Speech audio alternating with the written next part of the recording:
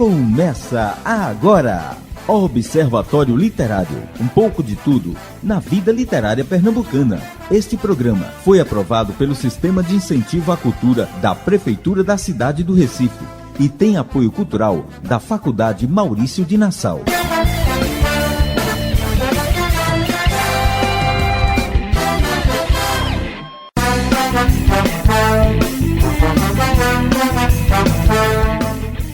Boa tarde! Hoje, aqui no Observatório Literário, uma nova profissão surge na literatura, o diretor de arte para os contistas. Poeta Mariane Bidio lança coletânea de cordéis para crianças hoje à tarde em Boa Viagem. Ainda sobre literatura para crianças, um bate-papo com a escritora Marise Guzmão. Roberto Azobel, diretor do Ministério da Cultura, fala de editais de incentivo e publicação de livros. No final, a presença da escritora Jerusa Leal. O BE discute o realismo fantástico esta semana. Tudo isso e muito mais no Observatório Literário de hoje.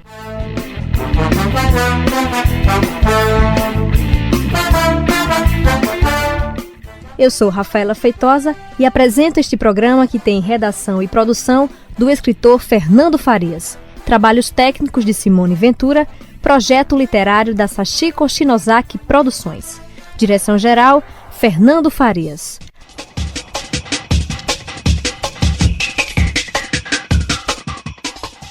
Com adivinhações rimadas e imagens para colorir, a coletânea de cordéis infantis O Que Sou Eu, da poeta recifense Mariane Bidio, tem lançamento neste sábado, a partir das 3 da tarde, na livraria Vila 7, no bairro de Boa Viagem. Contemplada com o Prêmio Mais Cultura de Literatura de Cordel 2010, edição patativa do Assaré, a coletânea une a estética do cordel ao recurso das ilustrações, no intuito de fazer com que o público interaja ainda mais durante a leitura. São 3 títulos inclusos: Que Bicho Sou Eu, Que Fruta Sou Eu e Que Cor Sou Eu. Durante o lançamento, haverá um recital musicado com a escritora, acompanhada de sua irmã, a musicista Mila Bidio. Um momento surpresa está reservado a quem estiver presente, e o próprio ambiente da Vila 7 já é diversão garantida para uma tarde inteira.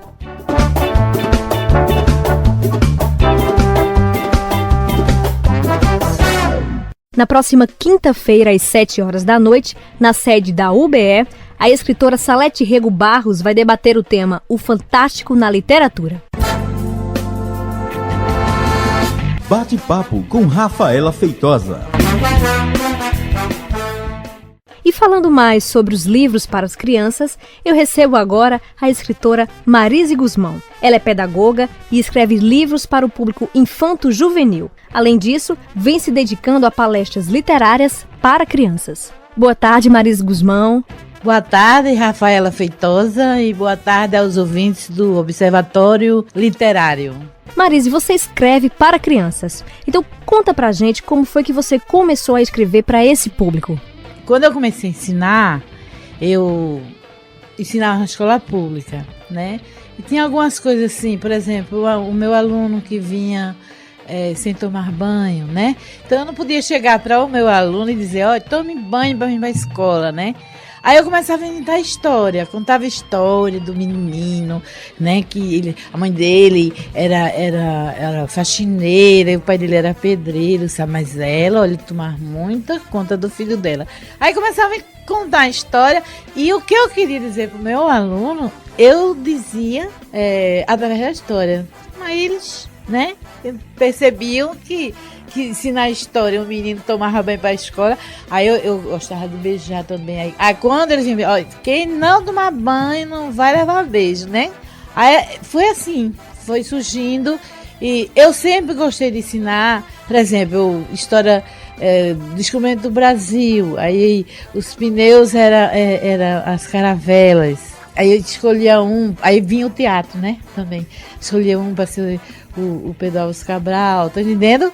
O Pedro Vaz de Caminha. Aí a gente cantava, fazendo história, eu me acostumei, né, e terminou, aí eu despertei, né, de 10 anos para cá, né, aí essas histórias que eu contava, eu fui escrevendo, aí montei o primeiro livro.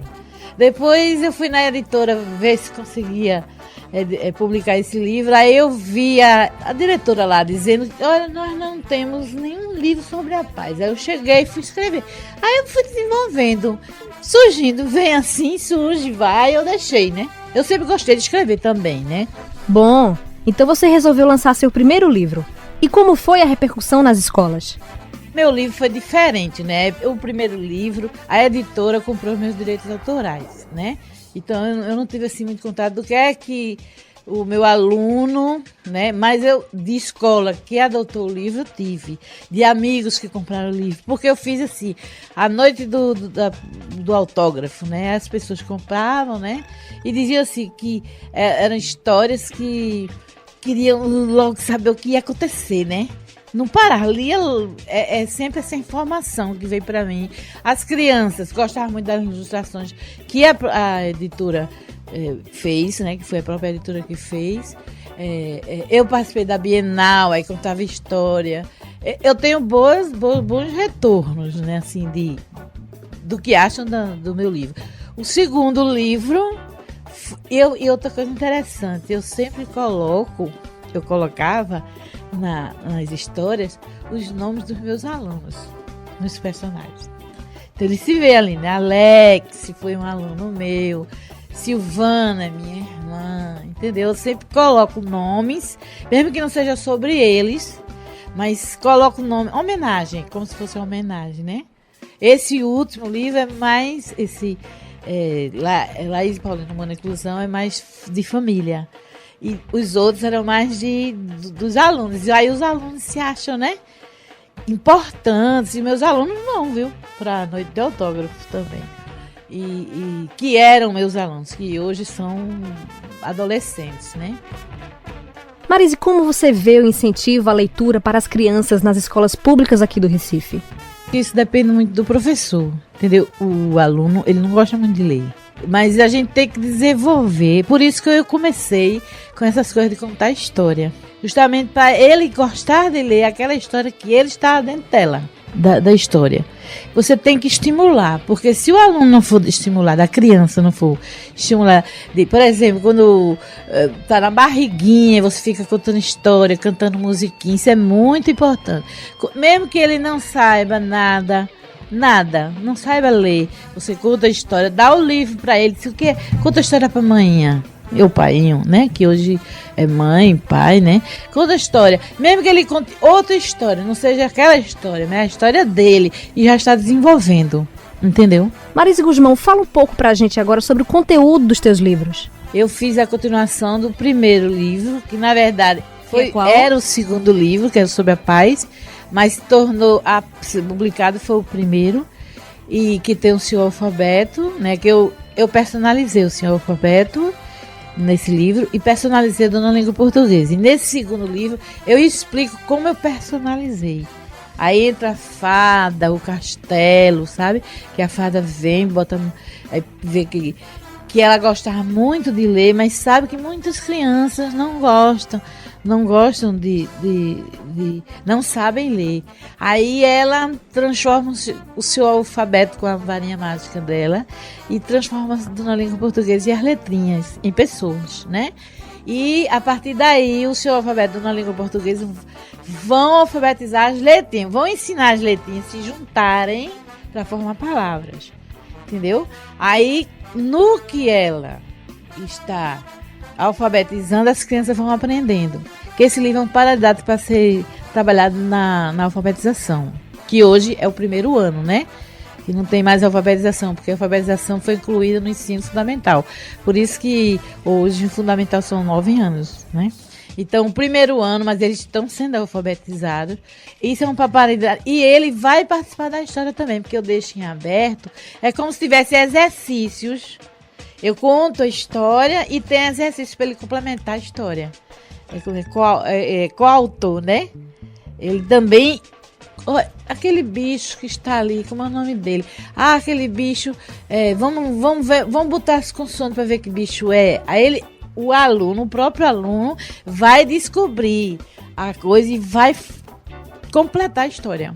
Marise, e como você faz para vender seus livros? Podemos encontrar em algumas livrarias? Eu vendo fazendo palestra nas escolas. Eu fiz um projeto onde os alunos entrevistavam a autora e a escola informava que eu ia estar lá na escola, quanto eram os livros, e foi assim que eu vendi. Para amigos, eu ia na firma, numa empresa que eu tinha uma amiga e eu ofereci o livro e vendi. Foi assim que eu vendi. Porque as livrarias, ela cobra 50%, 30%. Então, eu tô pagando o meu... Você está entendendo? Como eu não tenho... Eu tendo patrocínio, eu vou poder fazer isso, porque eu não tive gasto nenhum. Mas eu, sem ter patrocínio, para eu vender, tem que ser eu mesmo. Porque como é que eu vou pagar por um livro e ainda vou dar 50% para a livraria, para poder vender meu livro, entendeu? Marise, esse teu trabalho de formiguinha para divulgar seus livros de escola em escola reflete a dificuldade para se tornar uma escritora conhecida? Olha, eu acredito que falta muito incentivo, entendeu? Incentivo, porque veja mesmo, eu sou professora, sou pedagoga, trabalho em escola, trabalho junto a pessoas que podiam me incentivar e eu nunca tive. É muito difícil para o escritor, muito difícil.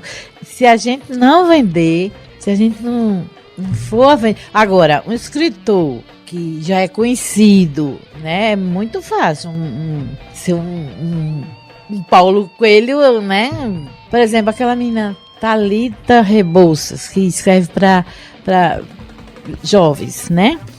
Ela mandou não sei quantos e-mails para Jô Soares, pediu aos amigos para mandar e-mail, encher Jô Soares de e-mail para entrevistar ela, né? E hoje ela vende muito, né? Hoje ela vende muito. Eu acredito que, eu não sei se antes eu a conheci no programa de Jô, com essa história que o Jô perguntou. Eu acredito que a mídia ajuda muito, entendeu? A mídia ajuda muito. Se a gente tivesse um patrocínio que vendesse nossos livros, seria ótimo, né? Porque você faz seu livro, você paga seu livro. Se você quiser bancar seu livro. Mas como você vai vender? Você vai sair em praia vendendo livro como se vende sanduíche? Não pode. Você tem que vender em livraria. Para você vender em livraria, você não pode ficar na livraria vendendo seus livros. Você tem que deixar na livraria. Mas no mínimo que você paga a livraria é 30%. No mínimo. Então, quer dizer, 30% 70% você ganha. E quanto você pagou? É muito difícil. É como a música, é como o cantor. Se não tiver uma produção junto, né? Só se fizer como o pai de Zezé de Camargo, né? Pedir na rádio para ler. Se o livro fosse lido na rádio, né? Eu acho que ia pedir para minha filha fazer isso, entendeu? Marise, eu espero que com a sua participação neste programa venha torná-la mais conhecida pelo público. Tá sendo muito importante para mim. Eu tava louca assim para vir pra rádio, divulgar, para me conhecer, porque quem vai me conhecer se eu não apareço em canto nenhum? A não ser na minha escola, a não ser na Bienal, mas na Bienal ninguém me conhece ainda, né? Então tá sendo uma oportunidade muito importante, e é muito bom, né? É muito bom que isso aconteça, essa troca, né? Pra gente falar do que seria bom que acontecesse, né? Gostei muito da oportunidade de participar. Muito obrigada. Marise, qual é a mágica que acontece quando você está dando a palestra para os estudantes das escolas públicas? O livro, né, é uma viagem, né? Uma viagem sadia, né? Que os jovens estão precisando, né? Hoje. Porque quando eu leio um livro, parece que eu estou vivendo isso, né? E eu faço muito isso nos meus livros, assim, porque eu falo muito de Recife, mas falo muito de Olinda, eu tiro fotos do Recife. Então, o aluno que lê o meu livro do O Menino do Sol e da Lua, ele viaja pelo Recife todo, de Barreiros até Pipucos. O de Olinda, eu falo das ladeiras de Olinda, do Carnaval, do Homem da Meia-Noite, mesmo dentro da inclusão. Então, eu acho que ler é uma viagem sadia, que o aluno hoje precisa ser estimulado. Marise Guzmão, muito obrigada por sua participação aqui no nosso Observatório Literário. Obrigada pela entrevista, Rafaela. Foi um prazer pela oportunidade de participar do Observatório Literário.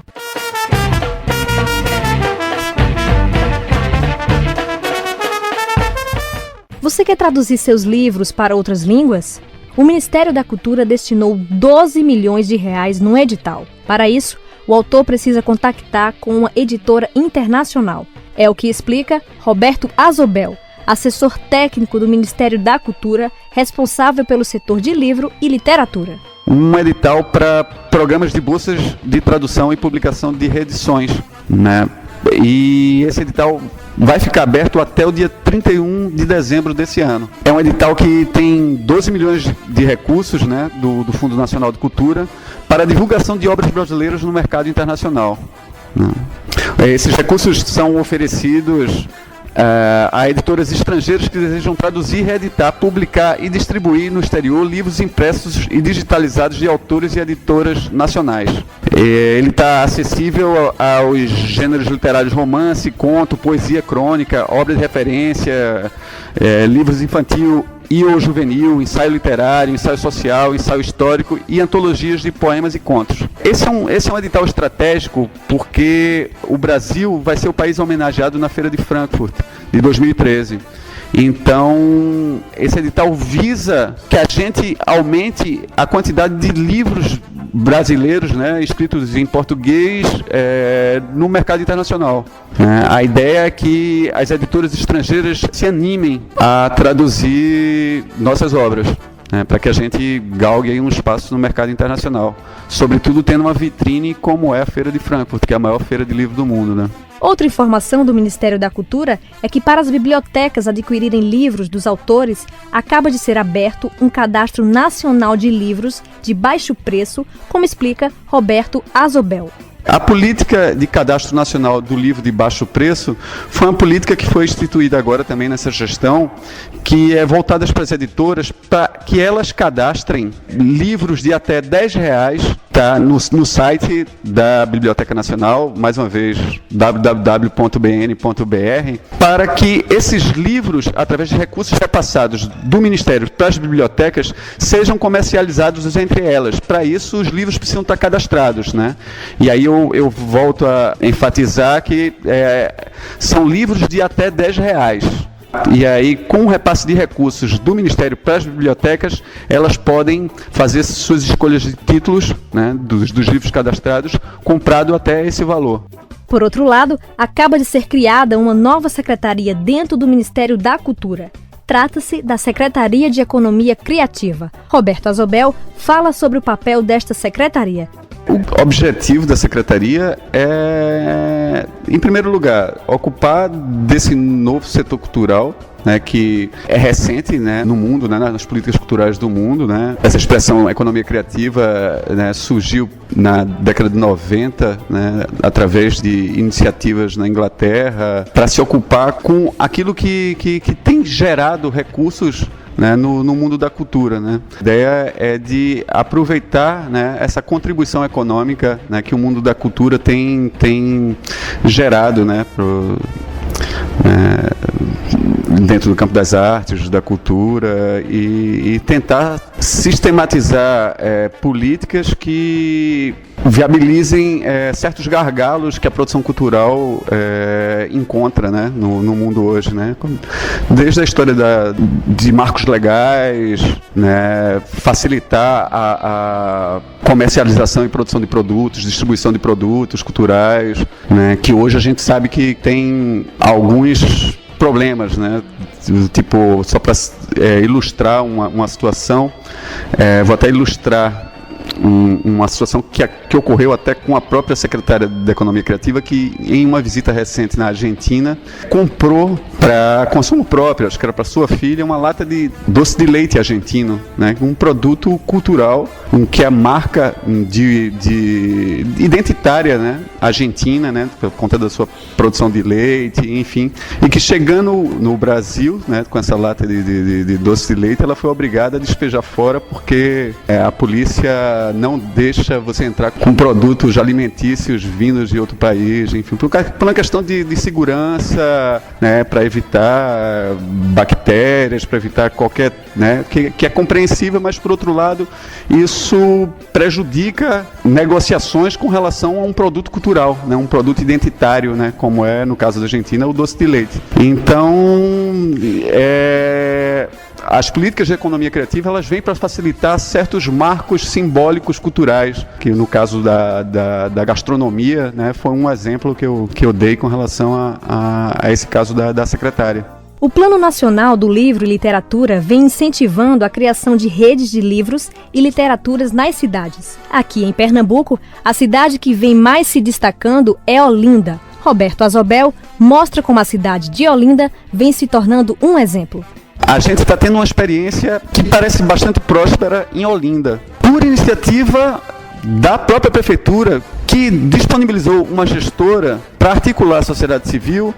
Essa gestora, ela criou uma rede chamada Rede Olinda do Livro, da Leitura e da Literatura. Essa articulação coincidiu justamente com o processo de elaboração da Lei do Livro, que foi uma lei criada pelo vereador Marcelo Santa Cruz, que disponibilizou a lei para discussão dentro dessa própria rede, dentro da própria Rede Olinda. E aí a Lei do Livro de Olinda, né, ela foi elaborada, né, proposta pelo vereador, mas elaborada a 300 mãos, porque foi toda montada com as contribuições da sociedade civil que participava da Rede Olinda. E aí você tinha escritores, ilustradores, acho que tinham até 2 editores olindenses participando da rede. E então, assim, foi um processo muito rico de participação da sociedade civil na elaboração de uma lei. Então, a própria Rede Olinda, ela começou nessa discussão da lei, mas ela quer a elaboração do plano municipal. Então, esse talvez tenha sido o exemplo mais feliz que a gente tem como nessa caminhada para a elaboração dos planos municipais. O exemplo de Olinda é um exemplo que vem dando certo, né? A gente pede para que a própria sociedade civil tenha fôlego, né, e continue cobrando a participação da prefeitura, né, junto a essa criação, né, desse plano municipal. É um exemplo bastante feliz. A lei foi até sancionada segunda-feira agora, no dia do aniversário, dia 12 de março, no dia do aniversário da cidade de Olinda, né, numa cerimônia comemorativa do aniversário, onde a pauta do livro foi pauta principal, né, junto com a assinatura do convênio, junto com o IFAM, para a restauração do antigo cinema de Olinda lá. Então, estavam as duas vedetes, vamos assim dizer, dos setores culturais, durante a celebração dos 477 anos de Olinda, foi o setor do livro e leitura e o setor de cinema. Sobre esta rede do livro e literatura em Olinda, perguntei à escritora olindense Jerusa Leal como ela vê essa iniciativa com tanto sucesso em sua cidade. Como escritora, eu vejo realmente com muito entusiasmo, porque eu tenho visto, como ele falou aqui, a sociedade civil vinculada à literatura em Olinda, toda se mobilizando, coisa que eu nunca tinha visto em Olinda antes. Eu nem sabia que havia tantos escritores, tantos poetas em Olinda, e agora estão todos se articulando. Acabou virando uma rede de articulação também. As pessoas têm usado não só para os objetivos de plano de leitura e literatura, etc., mas tem usado para divulgação, tem usado para contatos, virou uma rede de articulação em Olinda. Eu acho que tem um futuro muito bom, inclusive porque eu tenho visto pessoas muito atuantes. Eu não tenho sido uma delas, infelizmente. Eu tenho andado afastada por razões pessoais, mas sempre venho sendo convidada por Fabiana, né, pela equipe dela para participar. Vou ver se eu consigo começar a participar das reuniões, porque eu acho que, de fato, era uma coisa que faltava em Olinda, dessa articulação. Obrigada, Jerusa Leal. E daqui a pouco a escritora volta a conversar com a gente. E voltando ao Roberto Azobel, assessor técnico do Ministério da Cultura, responsável pelo setor de livro e literatura. Roberto é um ativo militante pelo incentivo à leitura, principalmente junto aos prefeitos das cidades do interior.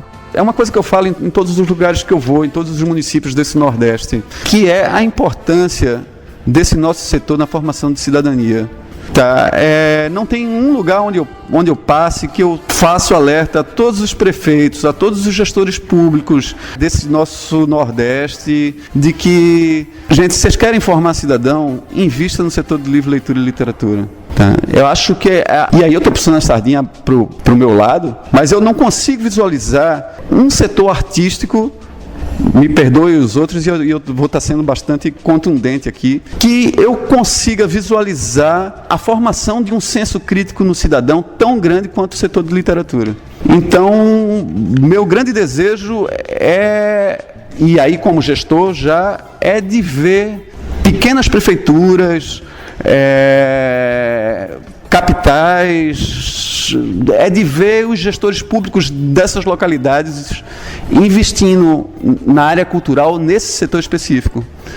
Está entendendo? Porque eu acho que o ato de ler, a formação de uma consciência crítica, sabe, é fundamental na formação cidadã, né, do homem nordestino, do homem brasileiro. Fizemos uma última pergunta ao Roberto Azobel. Os festivais anuais de literatura, como o Fliporto e o Festival de Letra e Voz, ajudam mesmo a incentivar o hábito da leitura? Qual a dificuldade hoje em fazer com que as prefeituras incentivem eventos que promovam a literatura? A gente sabe, esse setor, eu vou botar umas aspas grandes, é o patinho feio dos setores culturais, né? Primeiro, não tem palco. A gente não está em palco. A gente não consegue ganhar voto tão abertamente quanto um prefeito do interior que promove um show em praça pública e enfim, né? A gente é sempre escondidinho. O ato da leitura é um ato solitário, é um ato que requer tranquilidade, que não necessita de um grande estardalhaço, né? Ao contrário, né? Quanto mais tranquilo, quanto mais em paz você tiver para ler, é maior. E onde eu acho que a gente tem, né, devido a essa conjuntura, devido a esse ambiente, né, do nosso setor, eu acho que espaços públicos para divulgação de obras literárias, para fortalecer o mercado de produção e de circulação de livro, todo ele é bem-vindo e necessário, né, para que a gente alcance espaços e lute por políticas de fortalecimento para o setor. Então eu vejo sim, acho que a gente, com feiras, festas, eventos literários, né, que ganham os espaços, né, da sociedade, da mídia, enfim, né, da sociedade em geral, eu vejo ele com bons olhos sim na possibilidade de formações de novos leitores. Obrigada, Roberto Azobel, por sua participação em nosso programa. E já que estamos falando das políticas pelo incentivo à literatura, faço a mesma pergunta à escritora Jerusa Leal. Os festivais anuais de literatura, como a Fliporto e o Festival Letra e Voz, ajudam mesmo a incentivar o hábito da leitura? Uma pergunta difícil de responder, vou falar como o Roberto, falar a minha opinião. Eu sempre procuro aproveitar todos os que acontecem por aqui, porque para quem gosta da literatura, sempre deixa alguma coisa. O que a gente costuma ver é que a grande maioria do público é um público que já é leitor, né? Então, você fala assim, para a formação de leitores, eu não sei se contribui muito para a formação de novos leitores. Agora, com certeza, contribui para a formação que é permanente, contínua e interminável dos leitores que nós, escritores e pessoas que gostam de literatura, somos, entendeu? Acho que sempre fica alguma coisa assim. Eu sempre saio de alguns mais, de outros menos, mas com alguma nutrição. Tem alguns que são mais badalação, que são mais celebridades, etc, etc. Mas eu acho que mesmo esses têm sempre um ou outro momento que vale a pena você usufruir, porque você sempre volta. Às vezes é uma frase que um escritor diz e que te ilumina de alguma forma e te leva a conhecer, às vezes, escritores que você não conhece, que você nunca viu. Muitas vezes, eu pego um livro de um escritor para ler, porque eu ouvi ele falando e gostei da maneira como ele se coloca como escritor. Então, para mim, isso funciona, assim. Mas para a formação de um público leitor novo, eu não sei. Eu acho que talvez um trabalho nas escolas seja uma coisa mais efetiva. Jerusa Leal é poeta e psicóloga e é uma observadora atenta de muitas experiências que visam incentivar o acesso aos jovens do livro e da literatura. Com referência ao trabalho nas escolas, perguntei sobre o melhor caminho para isso, ir direto aos alunos ou inicialmente na capacitação dos professores. Eu acho que as duas coisas, porque a leitura passada pelo professor, eu acho que por mais que o professor seja hábil, tem sempre aquele gostinho de que é tarefa de escola. Então, eu acho sempre importante, eu acho que as escolas todas deviam abrir um espaço para as oficinas, para quem quisesse, entendeu? Para os alunos que quisessem fazer oficina, que não dependesse de uma avaliação, que não dependesse de um exercício que fosse para nota, entendeu? Isso é que eu acho importantíssimo. E vamos conhecer mais um pouco da Jerusa Leal, autora do livro Versilêncios, premiado pela Academia Pernambucana de Letras. Conhecida como uma das grandes poetas pernambucanas, hoje ela vem se destacando com seus contos. Ela explica por que adora o conto. Porque me fascina. Eu gosto muito de ler desde criança, né? Sou viciada em leitura e sempre leio tanto poesia quanto prosa. Mas na hora de escrever, o que me fascina mais na construção da criação mesmo literária é a prosa. O interessante é que, apesar deste interesse pela arte de escrever contos, Jerusa Leal é sempre destacada como uma poeta. E ela explica por que isso ocorre. Porque foram essas coisas do acaso. Eu estava numa Bienal de Livro com mais 3 ou 4 amigas, algumas recém-conhecidas, como Márcia Maia, que é uma poetaça nossa aqui, e ela me fez uma provocação para fazer uma oficina com Frederico Barbosa, que é um outro grande poeta nosso aqui, que é diretor da Casa das Rosas em São Paulo, né? Hoje em dia vive em São Paulo, e ele ia dar uma oficina dessas de 4 dias, 4 manhãs, e ela me provocando para eu ir, e eu dizendo que não ia porque eu não queria que eu ia fazer na oficina de poesia, que eu não sou poeta. Ela insistia que eu era poeta, me perguntou do que é que eu tinha medo, eu disse que eu achava que eu tinha medo de gostar demais da poesia e abandonar a prosa, que eu gosto demais também, mas eu gosto de um desafio, eu gosto de uma provocação, fui fazer. Desses 4 dias de oficina surgiu um exercício que foi inscrito na Fliporto, quando ainda era lá em Porto de Galinhas, sobre a coordenação de Eduardo Cortes, e esse poema foi selecionado em 3º lugar. Então ficou aquela coisa, você não pode mais dizer que não é poeta. Me chamou para uma lista na internet, quando tem poetas daqui, do Rio de Janeiro, de São Paulo, e a gente ficou exercitando poesia nessa lista, mas eu sempre muito intuitivamente. A gente tinha uns exercícios semanais, um dia era de prosa curta, outro dia era de poesia, alguém colocava uma imagem e sobre aquela imagem todo mundo produzia. E depois de uns 3 anos nessa história, ela me provoca outra vez, a própria Márcia Maia, porque estava acontecendo um concurso de livros de poesia na Fundação de Cultura de João Pessoa. Depois de muito insistir comigo, dizer que não tinha livro, eu consegui estruturar um livro que na Fundação João Pessoa eram solicitadas no mínimo 70 páginas, então eu juntei praticamente tudo que eu tinha, foi uma dificuldade para dar uma unidade a este livro e escrevi. Quando eu estava voltando já, ela me telefona, Jerusa, hoje está também encerrando o prazo para o concurso da Academia Pernambucana de Letras. Eu digo, não, Márcia, eu não vou mais fazer nada não. Ela, não, está tudo pronto, tira a cópia e entrega. Aí eu tirei cópia, 3 dias, entreguei no apagar das luzes lá já ao vigilante, preenchi uma fichinha lá, porque já não tinha mais ninguém. E, para minha surpresa, né, na Fundação de Cultura de João Pessoa não deu nem menção honrosa, e aqui na Academia Pernambucana de Letras foi o livro selecionado no ano, o livro de poesia. Daí surgiu, né, por provocação de amigos, Alexandre Santos e outros, entrei com um projeto na Sistema de Incentivo à Cultura, que foi aprovado e foi onde eu consegui o financiamento para a impressão do livro. Foi por isso que esse livro aconteceu. Se o destino sempre levou a Jerusa Leal à poesia, agora ela se dedica mais aos contos. As coisas começaram a mudar um pouco de uns tempos para cá, surpreendentemente, mais uma vez para mim, porque eu, como contista, eu estou espalhada por aí em uma dúzia de coletâneas e antologias impressas, uma dúzia de espaços virtuais por aí afora, para os quais eu colaboro e tal. Mas eu não tenho ainda um livro de contos solo, né? Ainda não consegui estruturar esse livro, embora venha tentando já há algum tempo, mas a autocrítica é muito forte, eu nunca acho que está pronto. Então, o que é que acontece? De uns tempos para cá eu venho sendo solicitada para dar oficinas, para eventos, para entrevistas como essa que você está me chamando aqui. Eu fico até assim achando muito curioso, principalmente os escritores jovens, os daqui, eu escuto muito, dizerem que não são considerados escritores porque não tem livro publicado. Isso comigo não está acontecendo. Eu tenho, graças a Deus, a comunidade literária de Recife tem me acolhido como escritora, apesar de eu não ter um livro, e contista. Eu tenho dado oficinas em prosa. Jerusa Leal nos fala agora como iniciou sua dedicação à literatura. Enquanto muita gente começa a escrever e publicar muito jovem, Jerusa começou a escrever após a aposentadoria e começou justamente nas oficinas literárias de Raimundo Carreiro. Eu sempre fui, uma leitora inveterada, viciada em leitura. E depois que eu me aposentei, descobri o tal da internet, o tal do e-mail, e comecei a me comunicar por e-mail com pessoas da família, com amigos próximos e distantes.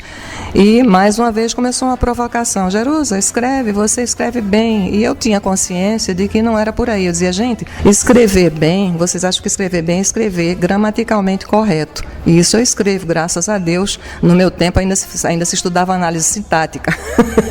Mas isso é bem diferente da capacidade de criar um poema, de criar um conto, uma novela, um romance. Eu tinha consciência disso. E depois de muitas provocações dessa, me caiu na mão um artigozinho de Raimundo Carreiro, cujo título era O talento, a técnica aperfeiçoa o talento. Curtinho. E eu achei assim, aquilo me fez um sentido danado. Depois de um certo tempo, no jornal também eu vi um anúncio da oficina dele. Eu digo, pronto, é agora que eu vou decidir essa história. Eu vou entrar nessa oficina para provar a mim mesma e aos que acham que eu posso escrever, que eu não sou escritora. E passei 8 anos lá. Não voltei ainda, ele já retomou as oficinas, eu não consegui voltar, não consegui me estruturar para voltar ainda, mas Raimundo Carreiro é mestre, irmão, guia, professor, amigo, então eu estou sempre mencionando ele, porque se eu, por acaso, consigo escrever alguma coisa, tanto em prosa quanto em poesia, eu devo fundamentalmente a Raimundo Carreiro. Uma das críticas que se faz às oficinas é que o aluno passa anos estudando, mas teme publicar, pois acha que nunca vai estar pronto. Jerusa fala sobre esse tema. Eu passei muito por isso. Hoje em dia não. Hoje em dia eu tenho muita coisa publicada agora em coletâneas, em antologias, impressas, espaços virtuais, mas eu não tenho me sonegado a publicar quando me pedem, entendeu? No próprio Pernambuco, Tem vários espaços onde eu tenho publicado.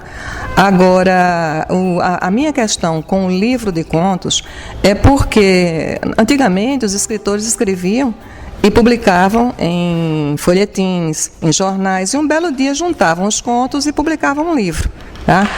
Hoje em dia existe uma tal de uma coisa, de uma obrigação, uma cobrança de uma unidade, que é isso que está me impedindo até hoje de publicar o meu livro de contos, porque eu escrevo o que eu tenho vontade, na hora que eu tenho vontade, sobre o que eu tenho vontade. Então eu vou ter que procurar essa unidade e costurar do mesmo jeito que eu fiz com um livro de poemas. Eu não sei sentar e dizer, eu agora vou escrever contos para um livro. Eu não consigo fazer isso. O escritor Marcelino Freire é um dos que defende que o livro de contos deve ter um tema e uma unidade, um título coerente com todos os contos. Isso parece que inibe a escritora Jerusa Leal. Sim, me inibe, porque eu acho que tem muita coisa boa publicada, tem muita coisa ruim, mas tem muita coisa boa publicada e eu não quero publicar apenas por publicar. Eu não sinto essa necessidade a minha paixão por literatura não me leva à necessidade nem a urgência de publicar. Eu acho que é uma decorrência, eu acho que a gente não pode se esconder. Se a gente escreve, a gente mostra, a gente lê, então a gente publica, E eu tenho tido uns retornos interessantes, mas eu não sinto essa necessidade de ter um livro publicado para dizer que tem um livro publicado. Entendeu? Então eu não quero publicar. Não é dizer, também seria muita arrogância, não é questão de publicar qualquer coisa. Mas eu não quero publicar um livro que eu sei que pelos cânones atuais, entendeu? Ele não vai ter muito retorno, nem do público leitor. Porque o público leitor também, a cabeça dele também é feita por esses cânones. E eu não sei se, de alguma forma, eu vou conseguir chegar a um público, vamos dizer assim, menos acadêmico, menos composto por escritores, que vai ler meu livro, que vai comprar meu livro, que vai querer meu livro, entendeu? Não sei. Até porque eu escrevo, a minha forma de escrever não é uma forma muito, como é que eu posso dizer? Eu sou até cobrada muitas vezes por não facilitar muito a vida do leitor. Então eu não sei se eu escrevo para um grande público. Uma das novidades que a Jerusa Leal está desenvolvendo é recorrer a uma espécie de diretor de arte para os contistas. O termo vem do cinema e do teatro, e a Jerusa Leal recorreu a outros autores consagrados para fazer a direção de arte de seus contos. E ela explica por quê. Eu acho que ele dá um retorno para a gente, que é um misto de um retorno de um leitor qualificado, de um editor, de um, digamos assim, de um escritor, claro, tem que ser um escritor, porque se não for um escritor não vai te dar retorno que você seja confiável, né? E faz com que você enxergue, digamos assim, os pontos cegos do seu trabalho. Faz com que você veja, de repente, onde é que a coisa está pecando em legibilidade, está pecando em chegar ao leitor, entendeu? Então, são esses pequenos toques que agora, né, a essa altura, depois de 8 anos de oficina com Carreiro, a gente já consegue fazer apenas com um pequeno retorno. Olha, esse parágrafo aqui está pegando nisso, retrabalha. Aí a gente vai e retrabalha, entendeu? Se a gente concorda, claro. Jerusa Leal contratou o escritor Paulo Bittencourt, do Rio Grande do Sul, para fazer a direção de arte de seus contos. Mas Jerusa destaca que temos um verdadeiro diretor de arte aqui em Pernambuco. Olha, Carreiro é diretor de arte, eu acho que Carreiro é diretor de arte, mas Carreiro é uma pessoa tão demandada, sempre foi, né? Uma pessoa com tantos compromissos com as próprias comunidades, com as oficinas, com tanta gente no mundo, que, vamos dizer assim, eu acho uma maldade chegar e pedir Carreiro, pega o meu livro, entendeu? Ou querer pagar a ele para fazer isso, porque já existe um vínculo em que isso é complicado. E a maturidade? Quando é que ela chega a um escritor, principalmente sabendo que você escreve para um leitor tão variado? Para quem o escritor realmente escreve? À medida que a gente vai amadurecendo na escrita, na vida, em tudo, esses dias eu conversava com o Carreiro por e-mail sobre isso. Como é interessante essa coisa do amadurecer. Como o escritor realmente ele tem que ter paciência, principalmente o escritor jovem. Porque eu comecei há pouco tempo, muito pouco tempo para quem escreve, eu comecei há 8, 9 anos, e só agora eu estou começando realmente a perceber o meu potencial.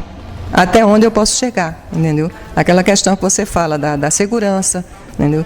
De conseguir filtrar o que é um retorno de um leitor que, de repente, não é o leitor que te interessa, né? E o retorno de um leitor que é para quem você quer escrever. Então, esse você ouve direitinho e vai reler e vai rever seu texto para ver se realmente você não pode dar uma cara, né, uma estética melhor para o texto. Antes, o escritor pensava que a revisão de seus textos seria um gramatical. Muitas obras boas foram destruídas por professores de português que faziam estas revisões. Depois, se observou que cada escritor precisa mesmo de um revisor literário. Literário, exatamente. E aí chega um patamar em que até o revisor literário já começa a ficar um pouquinho, vamos dizer assim, desnecessário. Aí a gente precisa de um patamar um pouquinho acima. Alguém que diga, olha, esses teus textos têm um quê disso, daquilo, aquilo outro. É por aí mesmo que você está querendo ir? A gente vai começando a puxar para a forma, como diz Carreiro, a questão da visão de mundo. O que é que a gente está querendo dizer realmente? Daí talvez saia a tal da unidade, que se busca tanto, né? Jerusa Leal não compartilha da visão de que um escritor é um ser isolado que não interage com os outros autores. Jerusa participa de muitos grupos literários. Isso pode ter sido exacerbado pela frequência das oficinas, mas acho que é uma coisa de caráter mesmo, uma coisa de natureza pessoal. Eu sempre fui assim. Eu sempre gostei de, apesar de ser uma criatura extremamente tímida, pode não parecer aqui conversando com você, mas a gente supera, mas sou uma criatura extremamente introversiva, extremamente tímida, e eu tenho que me superar em momentos como esse, como numa entrevista dessa, para poder não travar, né? Mas eu gosto muito da relação com as pessoas, eu gosto tanto da relação com as pessoas que a minha formação é em psicologia. E eu trabalhei muito tempo na área, depois resolvi parar, mas a busca foi realmente a questão da beleza do ser humano. Eu aprecio a beleza do ser humano, as trocas humanas me fazem muito bem. Depois de participar 8 anos de oficinas literárias, Jerusa Leal também está ministrando oficinas para adultos, e ela explica essa experiência. Eu comecei reagindo muito a ministrar oficinas, porque eu achava que não estava preparada ainda para isso, e também não era mais uma coisa que não era meta minha, nunca foi. E de repente houve um convite do Sesc Santa Rita para dar uma oficina, eu preparei e dei a oficina lá durante 4 dias e teve um retorno muito interessante dos participantes. Logo em seguida, o Sesc de Garanhuns me convidou para dar essa oficina lá, no Sesc de Garanhuns, e eu fui e tive um retorno mais interessante ainda, porque aí a gente começa a somar as demandas das pessoas que participaram de uma oficina e já vai enriquecendo para as próximas. E vai começando também a ter mais noção de como, né, que as coisas estão chegando para quem participa. Então tem sido uma experiência, de fato, muito rica, onde eu tenho, né, obriga a gente a pesquisar mais, a ter mais segurança das ferramentas que a gente está passando.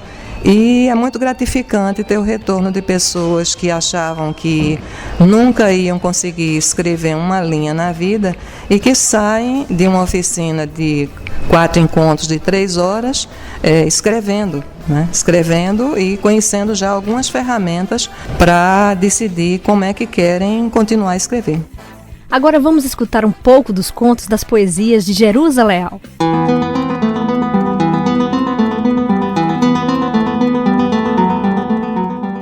Aliteração. Palavras líquidas escorrem da minha boca a teus pés. Lânguidas, leves, lunares. Teu olhar gélido glacial me fecha a glote.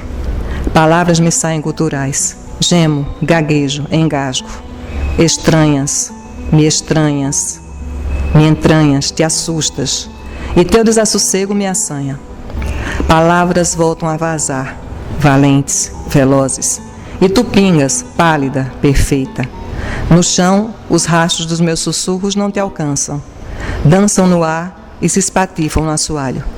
Recolho meus argumentos e os meto nos bolsos antes que mintas. Parto. Perto da porta, paro. Falta-me, fico, fujo. Rumo perdido, rumo pro mundo. Rota rota, recuo. Na rua, a rapariga bonita sorri e me arrasta. Beijo-a e palavras sólidas derramam-se dos meus dedos.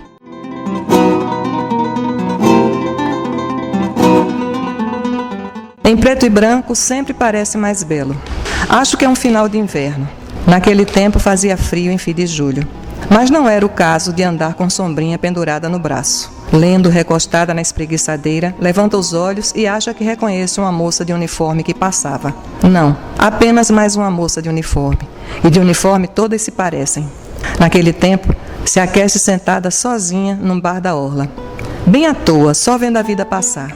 Um senhor bem vestido ocupa a mesa ao lado e ensaia a puxar conversa sem sucesso. Sorri e tenta se concentrar outra vez na leitura. Um parágrafo depois, desiste. A brisa, o verde deslumbrante, o azul profundo, a tranquilidade, as nuvens preguiçosas, o colorido do dia, em tudo o cenário é igual. Mora ainda na mesma esquina. O comércio havia mudado. A casa de vitaminas de frutas onde o conheceu é a de sempre, mas já não tem mais o mesmo charme. Foi engolida pelas lanchonetes da moda. Os empregados também são outros, já não conhecem mais os fregueses. Antigamente, em todo lugar que se frequentava por ali, os garçons sabiam o nome do freguês e sempre tinha alguém que sorria e puxava assunto, gritava do outro lado do balcão e até pagava uma. Não se rende. Vai sempre tomar caldo de cana no mesmo lugar.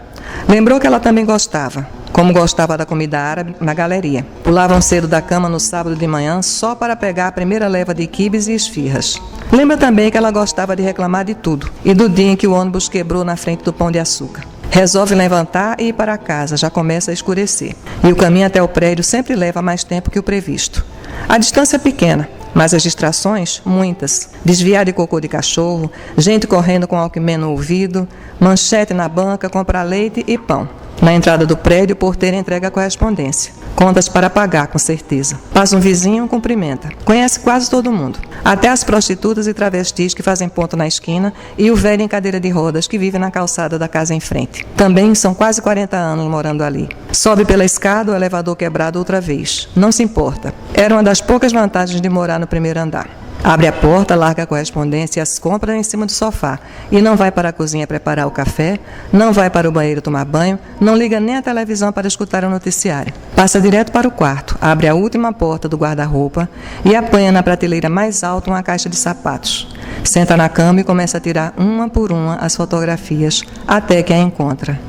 Sim, lá estavam as duas, sentados no banquinho, ela de vestido pregueado, marcado na cintura, os cabelos presos como se usava. Denise no uniforme de aeromoça, que a deixava mais charmosa ainda. Não havia estátua de Drummond. No mais, o cenário era o mesmo, o bar, os prédios acompanhando a avenida, as nuvens preguiçosas ao fundo. Por que será que em preto e branco tudo parece mais belo? O olhar distante acompanha pela janela o avião, apenas luzes piscando, sumindo atrás das nuvens, ressurgindo, até desaparecer por trás dos prédios. Onde andará Denise? Fecha a caixa com as fotos, guarda a caixa na prateleira. Vai para a cozinha preparar o café.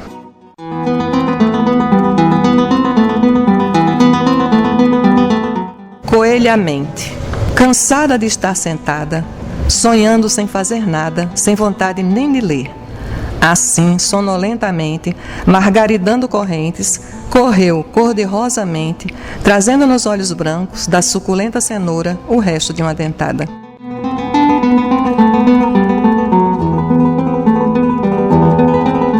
Interlúdio. Quanto a mim, sinto, inclusive o que penso, sentada em frente à janela. Quanto a mim, bebo. A chuva que não cai, ouço o silêncio. Quanto a mim, escorro em enxurrada pelo vidro da janela. À minha frente, enquanto penso, que sinto, a brisa que não há.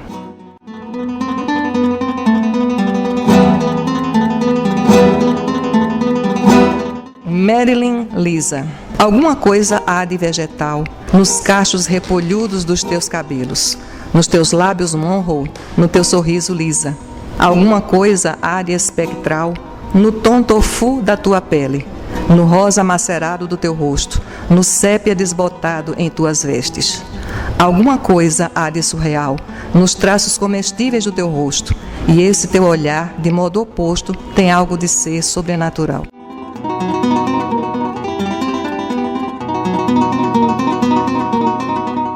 Esta foi a poeta e contista Jerusa Leal em sua participação hoje aqui no Observatório Literário. Oficina Literária, com o escritor Paulo Caldas. O destaque aqui no Observatório Literário são as oficinas literárias apresentadas pelo escritor Paulo Caldas. Nas últimas semanas, as dicas sobre a arte de escrever bem repercutiram. Muitos e-mails e telefonemas pediram para ouvir novamente alguns temas. O tema é a arte de escrever. Processo criativo. Reiniciamos essa conversa semanal sobre técnicas de ficção literária a partir do ponto zero, ou seja, o desejo de escrever. Além da vontade de expressar pela escrita sentimentos e emoções, é preciso, sobretudo, a determinação no querer fazer. O mestre Raimundo Carreiro recomenda que o iniciante deva vencer a chamada síndrome da folha em branco, obedecendo exclusivamente ao impulso, ou seja, escrever, escrever, escrever. Nesta fase, conteúdo e estética estão em segundo plano. A técnica é uma grande aliada que virá depois. A obediência ao impulso é fundamental, mas sem, contudo, se perder de vista o binômio inspiração versus transpiração. E o que significa isso? Durante séculos, acreditava-se que o ato de escrever ou desenvolver outras formas de expressão de arte dependia de um momento de inspiração. uma espécie de presente divino, algo concedido ao artista para a concepção de sua obra. Tal conceito, no entanto, não encontra mais abrigo numa visão contemporânea. Há quem acredite o sucesso do ato de escrever a transpiração, simplesmente transpiração. E mais, perseverança, estudo, dose de talento e, sobretudo, ao trabalho, muito trabalho. Com a experiência de 30 anos de literatura, eu hoje estou convicto de que a arte de escrever é a mais difícil das formas de expressão. Vamos ver então.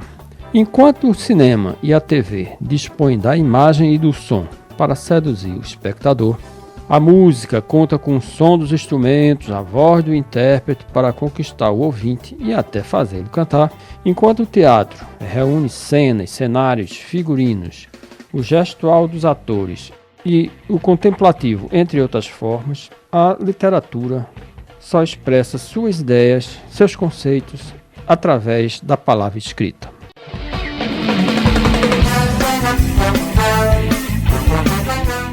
Se você deseja escutar outras oficinas com o escritor Paulo Caldas, acesse o blog do Observatório Literário, www.observatorioliterario.blogspot.com, observatorioliterario.blogspot.com.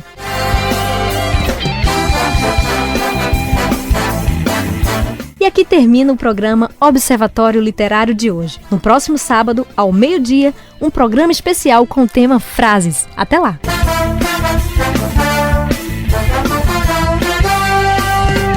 Você acompanhou Observatório Literário. Um pouco de tudo na vida literária pernambucana. Este programa foi aprovado pelo Sistema de Incentivo à Cultura da Prefeitura da cidade do Recife e tem apoio cultural da Faculdade Maurício de Nassau. Uma realização da Satiko Shinozaki Produções. Direção-geral, escritor Fernando Farias.